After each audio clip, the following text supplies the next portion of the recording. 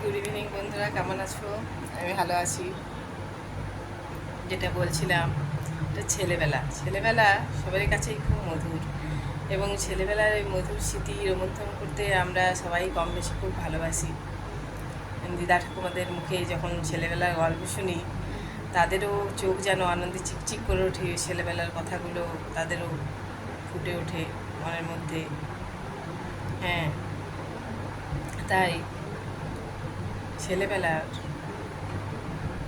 কিছু স্মৃতি মাথায় ভিড় করে এলো, এবং যখন কলম নিয়ে লিখতে বসলাম, সেটা একটা কবিতা হয়ে গেল। তো সেটাই তোমাদের বলে শোনাচ্ছি, ভালো লাগলে শুনবে। পাড়ের করি রবে পড়ে, একদিন তো যাবই চলে। হিংসা বিবাদ শিখেই তুলে, মান অভিমান সবই ভুলে চাই ফিরে সেই দিনগুলোকে, যেখানে মনের শান্তি মেলে। পুতুল খেলা, খেলনা বাটি, কতই না সব পরিপাটি। দিনগুলো বেশ ছিল ভালো, মনে ছিল কত আলো।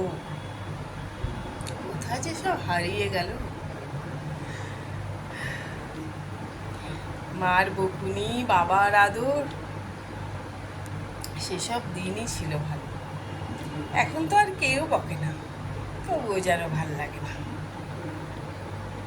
লুকিয়ে খেলা দুপুরবেলা, বিকেল হলেই আবার খেলা, সন্ধে হলেই পড়তে বসো, সে কি ঘুম পড়ার বেলা। বাবার ধমক, মায়ের শাসন, পিসিমণির ভীষণ ভাষণ, তবুও ছিল স্নেহের আসন। দোলনা ছিল খামার বাড়ির, দলে দলে বিকেল বেলা, কে দোল খাবে সে ঝামেলা। গুনতি করে দলে দলে হাসিতে যেন মুক্ত ঝরে। কোথায় হাসি এখন সবার?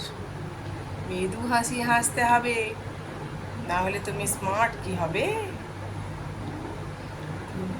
ঘুমাচ্ছি আজ, অনেক স্মৃতি পড়ে রইল বাকি। লিখবো পরে একদিন, করে পুরি পাটি। রাত্রে লিখেছিলাম তো, খুব ঘুম পাচ্ছিল,